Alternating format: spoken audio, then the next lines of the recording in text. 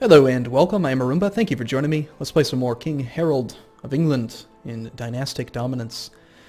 So the idea here, again, I didn't really cover it in the first video, but we're going to be spreading our dynasty so that instead of saying Capet and Salian and Arpad, it's going to say of Godwin everywhere. That's the plan. Now right now, King of France is King Philippe. He's 15, he'll be turning 16 in less than a year. We could possibly betroth him to one of our daughters and try to secure an alliance that way. That would actually end up giving him claims on our lands, which wouldn't really be a problem. I don't think that France is going to be able to beat us. France is a pretty big foe, but alternatively, are there any other claimants to France that we could marry ourselves? It's just like the Prince Emma, just his daughter, his sister actually. That's unfortunate. If we want to try to put ourselves on France, we're going to have to wait a few years for that wife. And there's really no guarantee that we would get a child. But the Byzantine Empire, I think, is too far away, so let's go for France. And at the same time, we will try to remember, as soon as we hear back from him, he has decided to accept that betrothal. At the same time, let's offer to betroth him to my daughter, the 14-year-old, just to secure the alliance even further. We can use them against other enemies, like the Holy Roman Empire is probably going to end up being an enemy at some point, unless we ally them. We've got another son coming of age that we can maybe get an alliance with them from.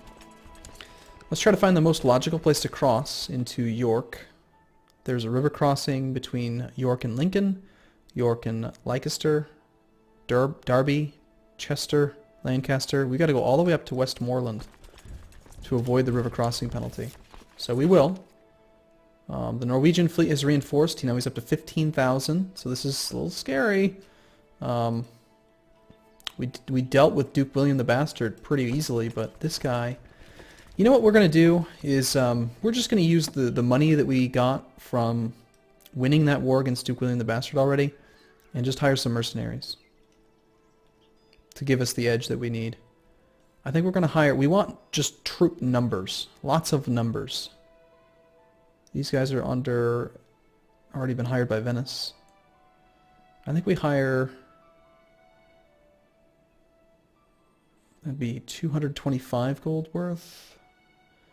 We could probably hire 4 of them,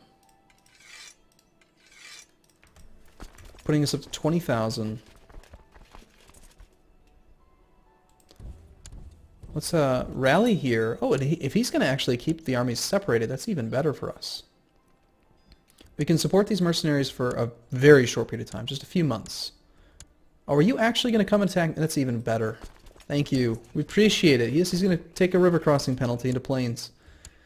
That's even better. Yeah. As long as these mercenaries can reinforce in a reasonable time frame, then yes please, we'll take it. Oh my goodness, and this guy's coming in with just a single flank, allowing us to get some flanking bonuses in. That's King Harold Hardrada. What a dummy. Now he's a pretty formidable fighter. He's a Varangian, a veteran of the Varangian Guard, which is like a military mercenary company that basically Norse characters go off to fight for the Byzantine Emperor. We're about equal on troops, but we've got 6,000 reinforcing in about a week and a half, and they have a river crossing penalty. Not very smart. The cook is prepared to find meal, but the priest preached about temperance. We definitely want to try to become temperate if possible. Didn't happen. We've already routed the left flank, so we've got one guy with a flanking bonus now, plus 30%. We as a commander are actually craven, so we shouldn't be leading troops, but we are, because, you know, reasons.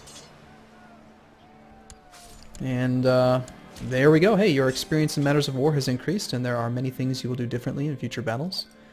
Well, you're going to take flat terrain, because it's just amazing. And it should apply immediately to this. Yep, terrain combat modifier, plus 33%. Now we're routing from both sides, or flanking from both sides. If we actually get into the melee phase, then he is just going to get smashed. We've already won this war. So thank you. we're spending 32 gold a month to maintain the mercenaries, but the kind donations from Duke William the Bastard are helping to finance our victory here. Let's head to Warwick.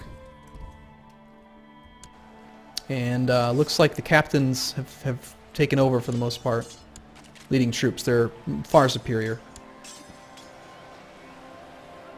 It's fine with me. Now, as long as we occupy everything, eventually we'll start getting a ticking war score, so we don't have to cross the ocean. We also don't have to keep our vassal levies raised and piss everyone off. The easiest way to get some extra siege score is probably going to be just to go siege this guy over here, instead of trying to use boats to cross.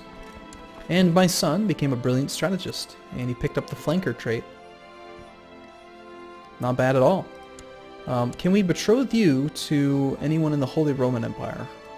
I would like to get an alliance with him. Mr. Kaiser, you have a sister who is betrothed to the King of Hungary. You have another sister who is not betrothed to anybody, but she's celibate. You have another sister who is also celibate. Any chance we can kill the King of Hungary? He's just a boy, but he's getting in our way.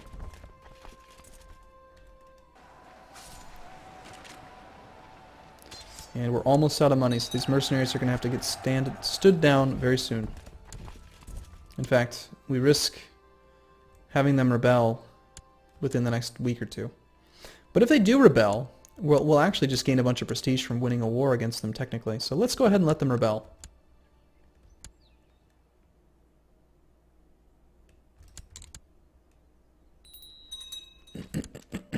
My budget deficit, though, has caused a smuggler's ring to appear. And the Black Guard will get their just desserts. So here we go. See, this is actually kind of possibly an exploitative way of doing it, but he's declared war on me. Or has he not? There's no apparent war. Oh, he's joined the enemy. I see. So now we're at 100%. We could wait to see if any of the other ones want to rebel against us. Yeah, the invasion of England. Curse your name. Now we'll just fight these little tiny stacks. We've immediately won that war. So now when we enforce demands, we gain 400 prestige for fighting off mercenaries that we hired that we didn't pay. Thank you for the 400 prestige. And we'll do you as well. He joined the enemy as well. We have really no control over what they do. We could also maybe hope that the Lithuanian band does the same thing.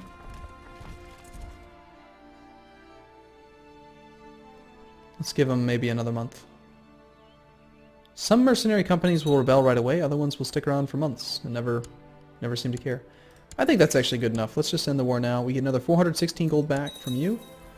Let's disband the mercenaries. We're in our own territory. Let's disband what we have, and now we're in a position where we are doing okay.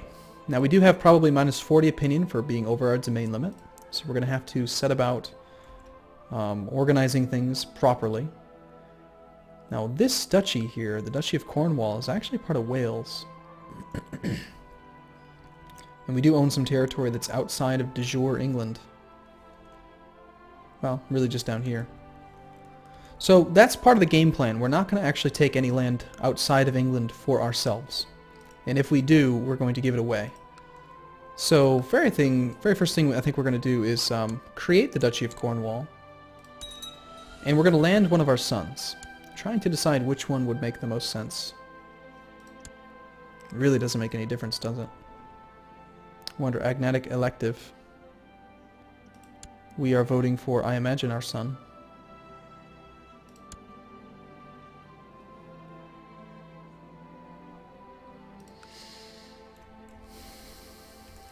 Let's go ahead and grant him his independence, I think.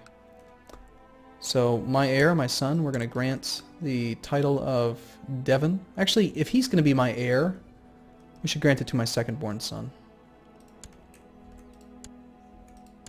I'd actually probably prefer to place the third born. And our plots to murder the King of Hungary hasn't come to fruition quite yet.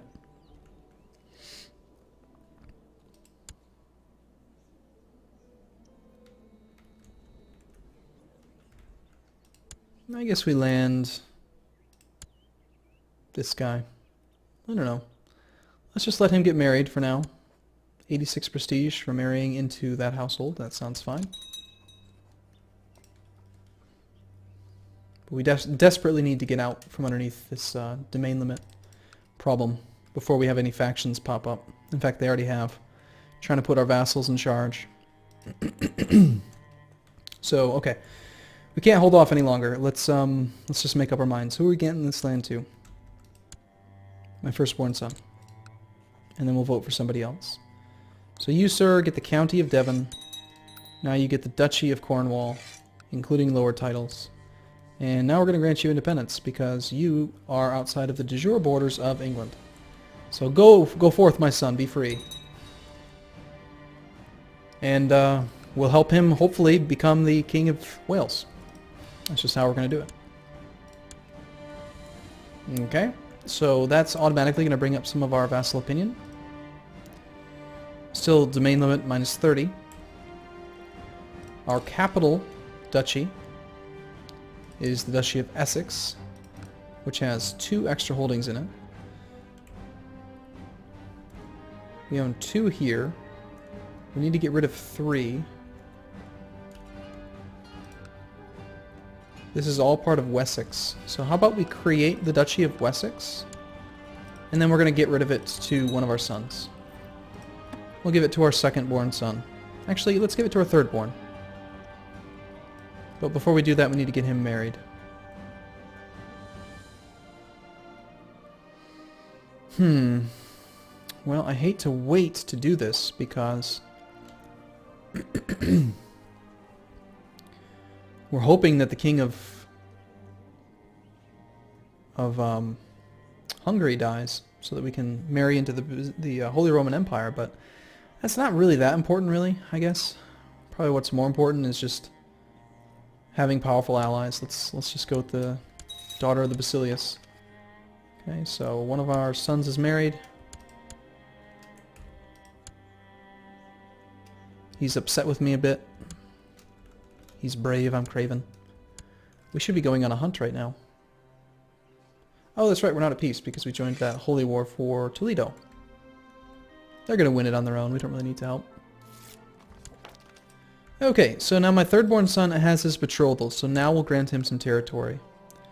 We've already created that duchy, so we're just going to give him Wessex, including lower titles. And then we're going to grant him the Duchy of Wessex and make him into a duke. And now we need a new marshal, which is probably going to be either my brother or probably just my baron. And my steward we can definitely make into a bishop. That's fine. Edsig is wants to be steward. He'd be pretty good at it actually. But how is our personal diplomacy? 7 could be better. Let's just go with our landed guy. We want a little bit more opinion out of him if possible. Okay, so highest income is either Bedford or Reading. Collect taxes there. The largest levy is going to probably be in our capital county. Capital duchy plus 25%. Capital county plus 50%. It's almost definitely going to be this province. Yeah. So we'll train troops in our capital. And other than that, we need to improve relations with now the lowest opinion person who has power. So the Duke of Mercia and the Duke of Lancaster has the most power in the realm, and he's only at 31 opinion of us. Part of the reason why they don't like us anymore is that while we were being invaded, we had the plus 50 defending versus foreigners bonus. So now that we're at peace, he doesn't like us nearly as much. He's got a lot of power. So Duke Godwin of Mercia. Let's improve relations with him, try to make him our buddy. Also, can we give you any other titles, I wonder? He wants to become Chancellor with his 11. I think we actually do that. Yeah, let's do that. We'll satisfy his ambition and also pick up 15 extra opinion from him by making him on our council. State diplomacy is plus 10.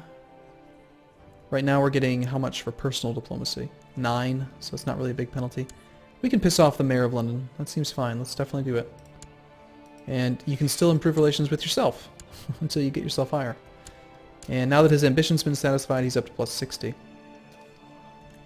Okay, who else do we need to work on? Next up would be my Duke of York and Duke of Northumberland. So this guy wants to become steward with 5 stewardship. That, I'm afraid, cannot happen.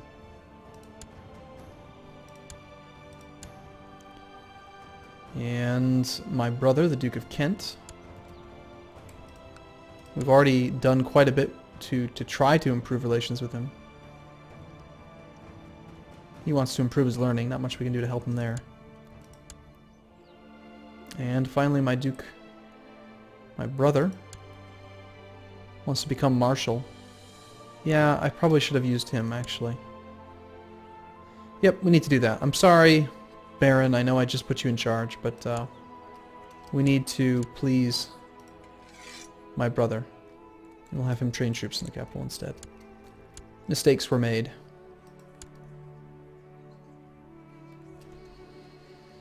Okay, so that improves relations with him now as well.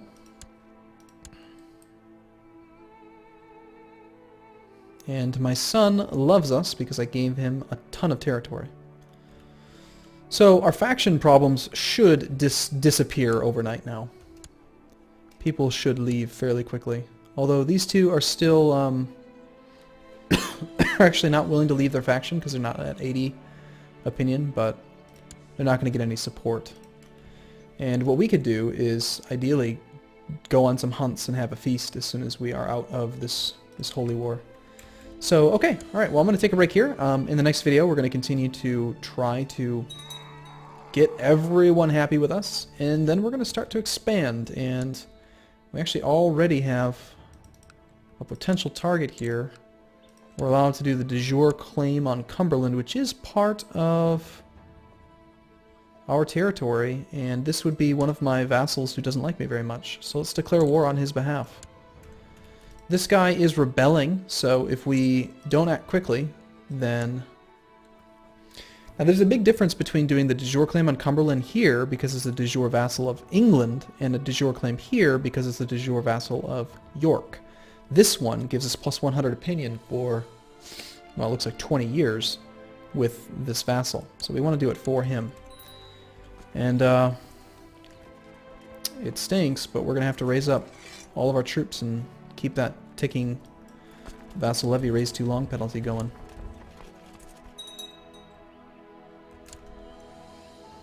Okay, alright, well I'm going to take a break here though. Thanks for watching everyone. I'll see you again soon.